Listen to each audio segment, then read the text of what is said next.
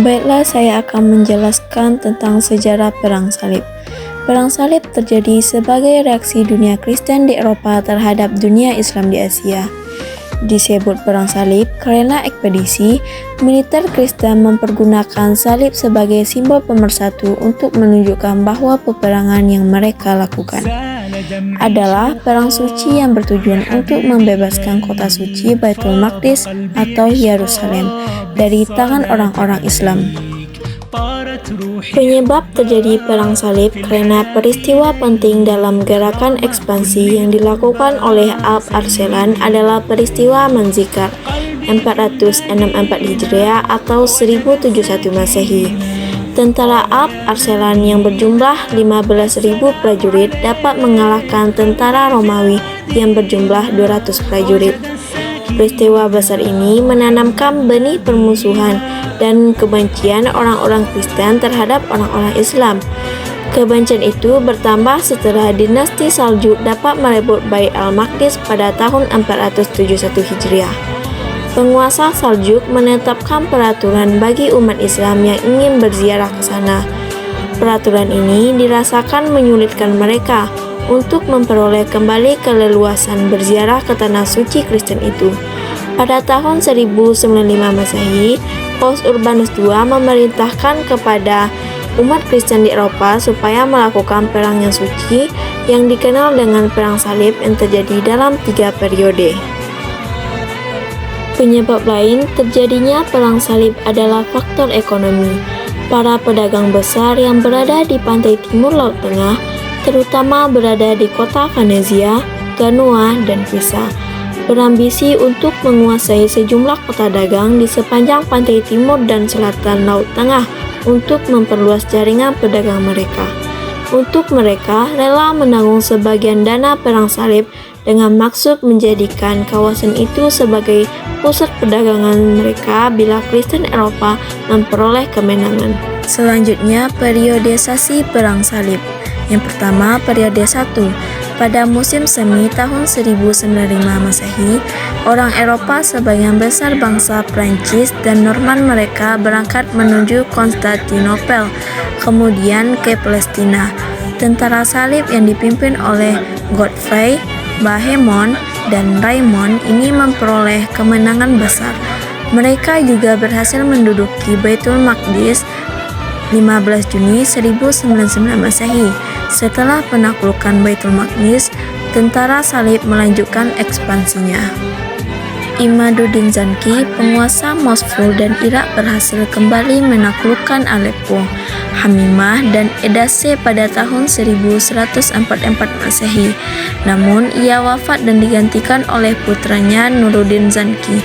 Kejatuhan Edessa ini menyebabkan orang-orang Kristen mengorbankan Perang Salib kedua.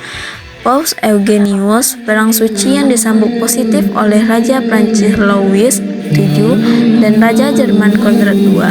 Keduanya memimpin pasukan salib untuk merebut wilayah Kristen di Syria. Akan tetapi, gerakan ini dihambat oleh Nuruddin Zanki. Mereka tidak berhasil memasuki Damaskus. Selanjutnya, periode ketiga.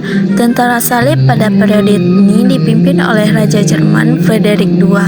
Kali ini mereka berusaha merebut Mesir terdahulu sebelum ke Palestina. Pada tahun 1219 Masehi, mereka berhasil menduduki Dimyat.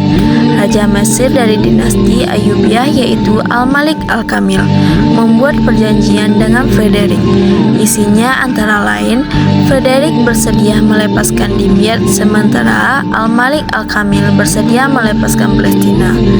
Dalam perkembangan berikutnya, Palestina dapat direbut kembali oleh kaum muslimin pada tahun 1247 Masehi di masa pemerintahan Al-Malik Al-Saleh, penguasa Mesir selanjutnya. Penyebab terjadinya Perang Salib. 1. Faktor agama. Ketika dinasti Salju berkuasa dan menjalankan roda pemerintahan dinasti Abbas, dinasti Saljuk dapat mengembangkan kekuasaannya sampai ke daerah-daerah Bizantium dengan merebut Armenia dan Asia Kecil di masa Alp Arslan dan Malik Shah 1063 sampai 1092 Masehi. Pada tahun 407 Hijriah, dinasti Saljuk dapat merebut Bait al-Maqdis dari dinasti Fatimiyah yang berkedudukan di Mesir. Sejak itu, penguasa menetapkan beberapa kedudukan bagi umat Kristen yang ingin berziarah ke sana. Peraturan itu dirasakan sangat menyulitkan mereka. Untuk mendapatkan keleluasaan kaum Kristen untuk dapat ziarah suci ke Bait al-Maqdis, itulah Paus Urbanus II berseru untuk melakukan perang suci yang dikenal dengan Perang Salib. Yang kedua, faktor politik.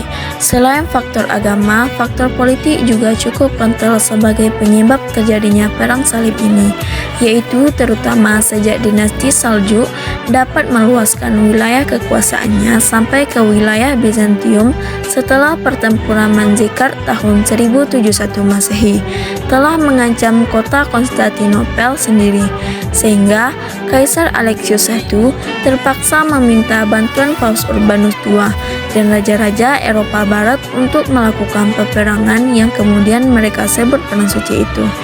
Paus Urbanus II dalam pidatonya di Clermont tahun 1095 ini menyerukan kepada umat Kristen melakukan perang suci menentang agresif Muslim. Himbauannya ini kemungkinan ini dilatar belakangi oleh berbagai keberhasilan Kristen di Spanyol untuk mencapai puncaknya dengan direbutnya Toledo. Yang ketiga, faktor ekonomi. Faktor ketiga juga disebut-sebut melatari terjadinya Perang Salib adalah faktor ekonomi.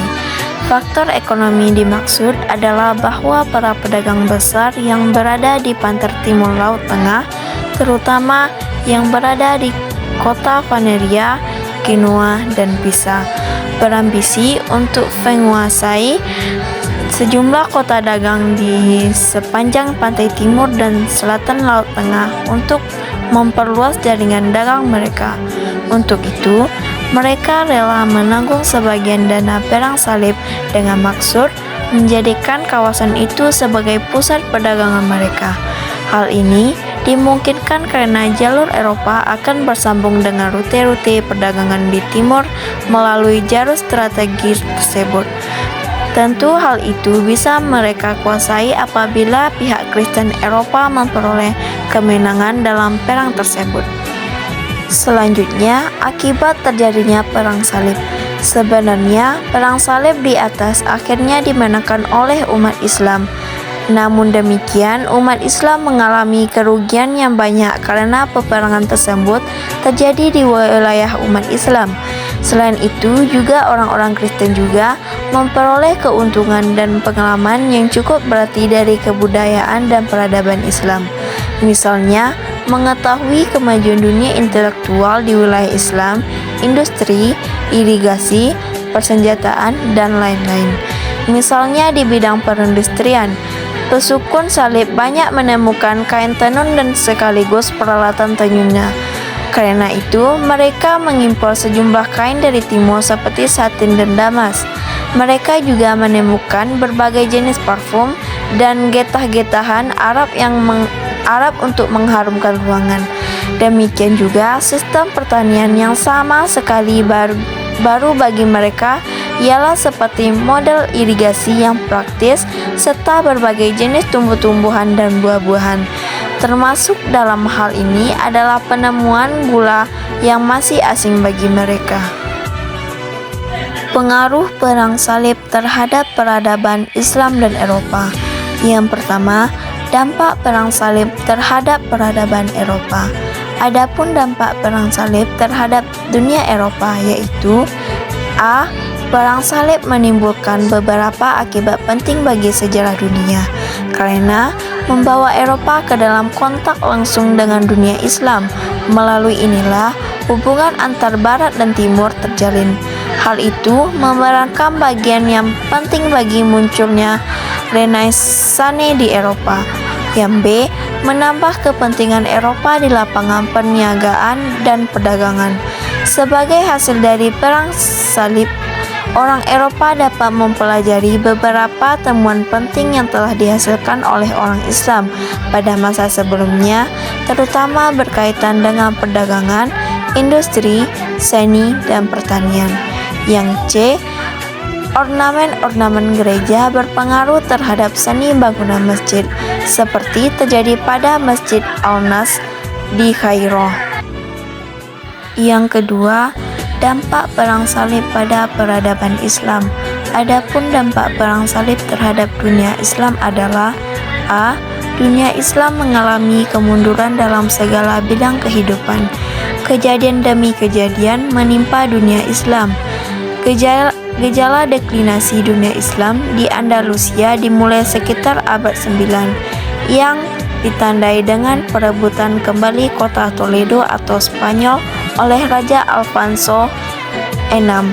Mulai abad 9, dunia Islam mengalami berbagai macam krisis yang demikian parah, baik krisis keagamaan, politik kenegaraan, sosial, ekonomi, pendidikan, dan kebudayaan.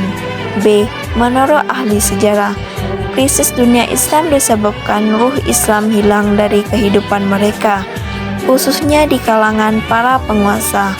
Islam tidak lagi dihayati sebagai ajaran yang mengubah sikap dan perilaku. Yang C. Kondisi kemunduran Islam semakin diperparah oleh bangsa-bangsa Eropa terlali bangkit dari tidurnya. Berbagai macam teknologi telah mereka temukan, termasuk teknologi yang berkaitan dengan perang. Melalui berbagai peralatan yang dimilikinya, mereka datang ke negeri-negeri Islam untuk menjajah, mengambil kekayaan serta memutarkan umat Islam dengan penuh kelicikan. Perkembangan bahasa Arab pada masa Perang Salib. Bahasa Arab telah mewarnai bahasa-bahasa Eropa sejak Kekaisaran Arab mencapai semenanjung Iberia pada abad ke-8. Bangsa Moor yang menduduki wilayah tersebut membawa bahasa dan budaya Arab, serta pasukan Kristen kembali menguasai semenanjung Iberia. Bahasa Arab telah mempengaruhi bahasa-bahasa Eropa, termasuk bahasa Spanyol modern. Komunitas Kristen Teria yang hidup di bawah kekuasaan penguasa Muslim berbicara dalam bahasa Roman yang dipengaruhi bahasa Arab. Bahasa-bahasa campuran ini disebut juga bahasa-bahasa Mozarab. Itulah tadi penjabaran dari materi Perang Salib pengaruhnya terhadap peradaban Islam dan Eropa.